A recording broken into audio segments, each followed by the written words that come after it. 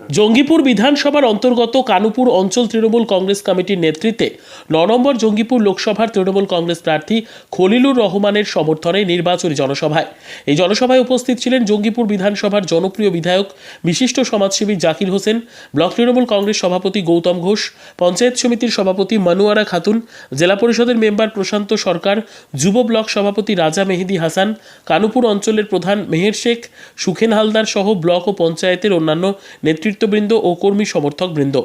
Bureau report, দিনরাত star news. সভাতে এখানে কি বার্তা দিলেন জাকির হোসেন এবং আমাদের 7 তারিখে যে আগামী লোকসভা ভোট সেই উদ্দেশ্য কেন্দ্র করে আজকে আমাদের জনসভা কানুপুর অঞ্চলে। তো আমাদের এখান থেকে বার্তা দিলাম যে আমরা আগামী দিনে আমরা ব্যাপকভাবে টিএমসিকে লিড দিব, তৃণমূল কংগ্রেস খলিলুর রহমানকে। আমাদের যে মমতা ব্যানার্জির যে উন্নয়ন, সেই উন্নয়নকে আমরা অব্যাহত রেখে আমরা এগিয়ে যাব। মানুষ আমাদের অনেক সাড়া দিয়েছে, মানুষ আমাদের কাছে অনেক হেল্প করেছে, মানুষ আমাদের কাছে পাশে আছে। আমাদের এই নিয়ে কোনো সমস্যা নাই, আমরা প্রচুর ভোটে লিড দেবো কানুপুর অঞ্চল থেকে। আপনার অঞ্চলে আমরা হিন্দু ভোটটা লক্ষ্য করছি, বিজেপি কেমন হিন্দু ভোটটাকে টানতে পারে? খুব একটা ভালো ফ্যাক্টর করতে পারবে না বিজেপি, হয়তো সীমিত ক্ষতি করবে বিজেপি। বিজেপি কিছু করতে গেলে আমরা অন্য জায়গা থেকে আমরা কভার করে ওকে ধূলিসাৎ করে দেবো।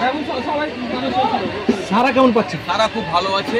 আজকে তো আপনারা দেখলেন যে আমার কানুপুর অঞ্চলের মধ্যে কত লোক এসেছে এবং দিদির সমর্থনে, আমাদের গৌতম দাস সমর্থনে, জাকির হোসেনের সমর্থনে, মমতা ব্যানার্জির সমর্থনে, অভিষেক ব্যানার্জির সমর্থনে আজকে প্রধান হিসাবে আমি বলছি আমাদের খুব ভালো সারা, আমাদের কোনো অসুবিধা নাই। এই নির্দল প্রার্থী যে হয়েছে তারা কেমন সারা দিল? তাদের তো কোনো জায়গায় নাই, নির্দলের তো কোনো নামই নাই, ওদের নাম নিয়ে আমাদের হাইলাইট করার কোনো দরকারই নাই, ওদেরকে নিয়ে আমরা কিছু ভাবছি না।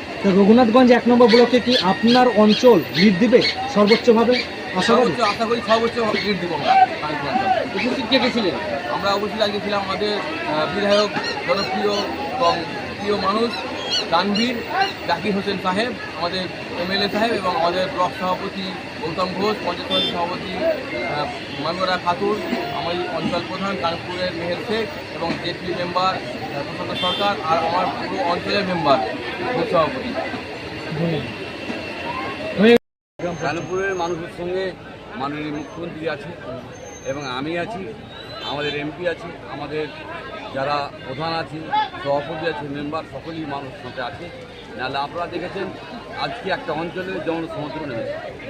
তাই আমি কানুপুর মানুষকে ধন্যবাদ নয়, তারাকে আমরা ভালোবাসি এবং ভালোবাসার টানে এসেছে এবং মাননীয় মুখ্যমন্ত্রী লক্ষ্মী ভাণ্ডার করেছে, এলাকার রাস্তাঘাট হয়েছে, এলাকার পানীয় জল হয়েছে, এলাকার মানুষের যে কোনো সুবিধা আপদ বিপদে আমরা থাকি তার যে নমুনা, তাই এত মানুষ আমাদের এসেছে। কানপুরের মানুষের প্রচুর কাজ হয়েছে এবং মানুষ খুশি আছে, তাই এত লোক।